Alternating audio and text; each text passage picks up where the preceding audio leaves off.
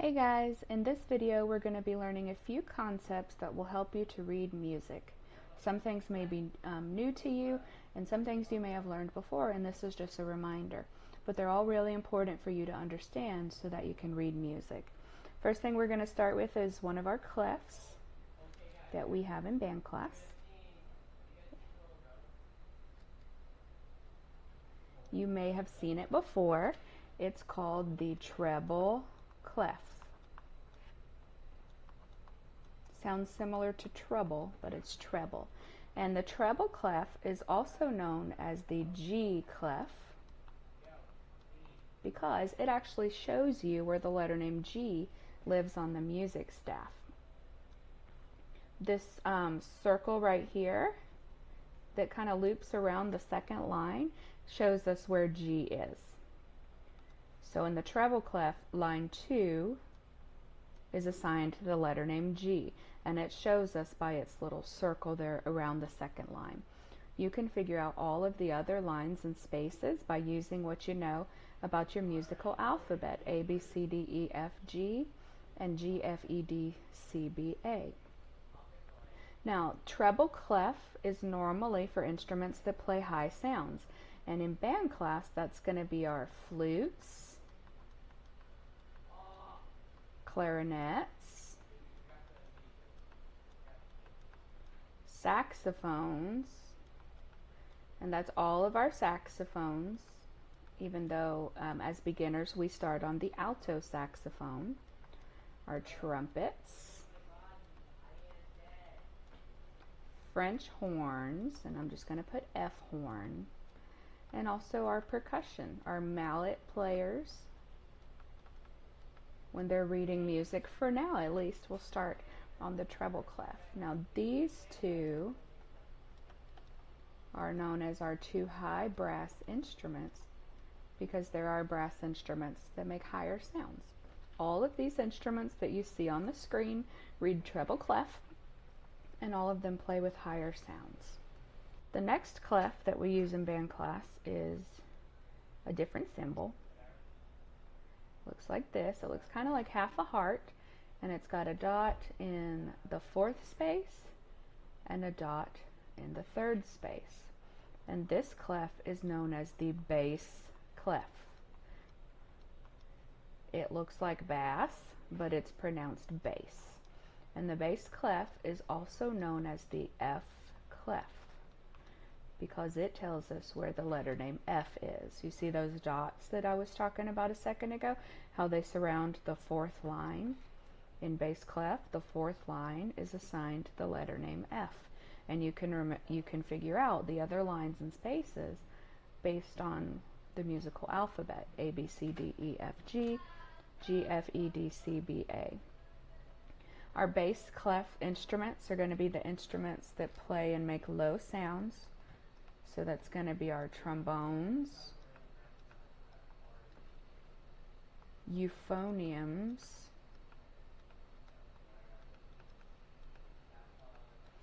which are also called baritones.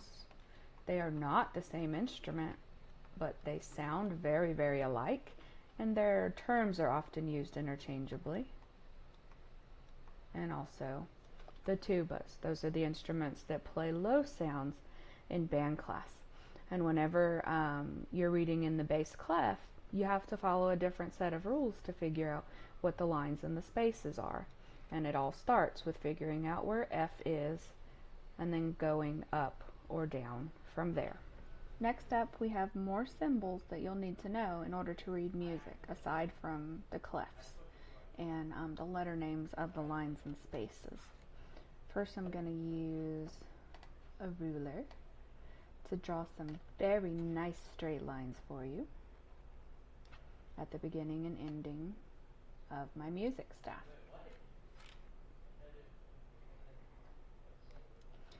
There we go. Now, these in music are called bar lines. And basically what the bar lines do is they just separate the music so that it becomes more manageable for us to read, so our eyes don't become overwhelmed. The space in between the two bar lines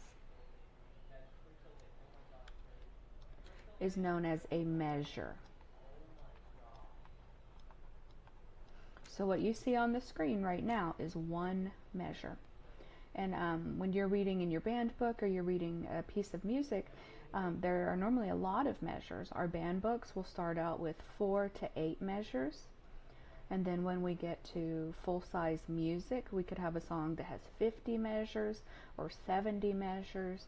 And you can see how that would be hard for our eyes to follow if we didn't have these wonderful bar lines to help us follow along and see where we're at. Now, if I take the ruler and I add another line, and this is going to be also a bar line, but it's going to be more specifically called a double bar line.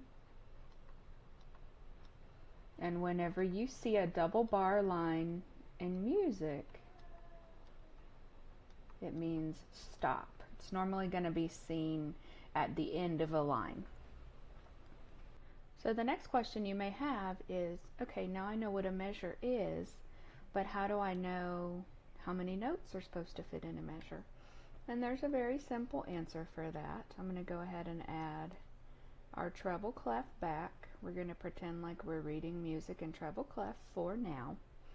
And then after the treble clef, when you're reading music, you'll normally see something that looks like this, that has a number over another number. In this example, it's 4 over 4. We call that 4/4.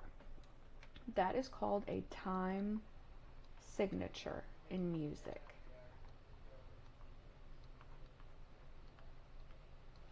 And both numbers serve a purpose, but for today, I just want you to know that the top number of the time signature tells you how many beats are in a measure.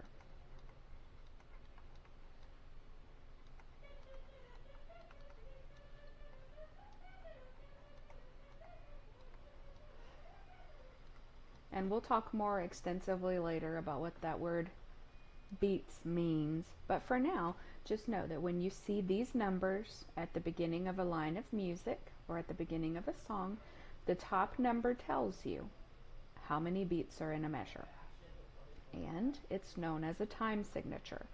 So you may hear your band director at some point or your music teacher saying, this song is written in 4/4 time. And that's just their way of telling you that the time signature is 4/4 and there are 4 beats in a measure. Now there are other time signatures, not just 4/4. Here's another common one, is 3/4, which would tell you that there are 3 beats in a measure. And then there are some fancy time signatures, like this one, 6/8 time.